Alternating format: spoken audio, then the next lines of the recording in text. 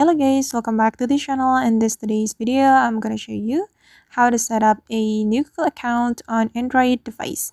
Alright guys, let's get into it. Here I have opened my Android device.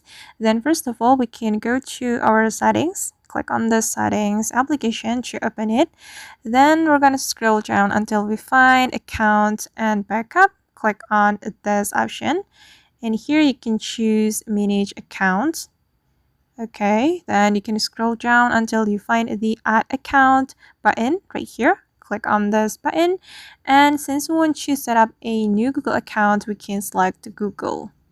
All right, and hold on guys.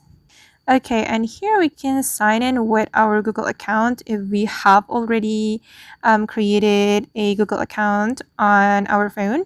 But if you want to create new account, you can click on create account right here, and you just need to follow the instruction. And if you have already created an account, you can log in or sign in. Right here, you can input your email or phone. Then you have to input your password as well. Then you can click on next.